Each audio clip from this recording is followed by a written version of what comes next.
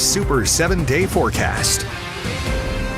One more First Alert weather day tomorrow, a 50% chance of rain and storms, and then the rain chance slowly decreases into the weekend. Temperature will be climbing as well. So far today, most of the action has been in the far north and northwest Georgia mountains, but we're starting to see some new development in the southwestern portion of the region near LaGrange and just north of there, moving northward kind of along the Georgia-Alabama state line into Randolph County, pushing north out of Troup County toward Heard County. And this may be the signs of some additional downpours developing through 6 p.m. west of metro Atlanta.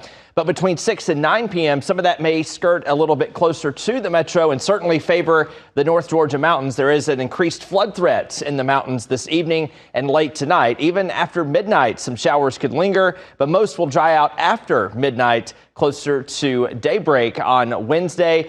And another First Alert weather day tomorrow for more scattered showers and storms, especially in the afternoon. They will be very slow moving. At least an isolated flood risk will continue tomorrow as well. Some of those drives tomorrow afternoon certainly could be impacted as well. And then the mountains once again could be under the gun for some lingering heavy rain potential closer to sunset. But after tomorrow, the weather pattern does look to simmer down just a little bit. We'll be seeing just a 30% chance of storms Thursday and Friday. For the weekend, just a 20% chance of a shower or storm both days. Highs into the lower 90s. Looks like we'll stay in the lower 90s next week with a slightly better chance of rain by next Tuesday.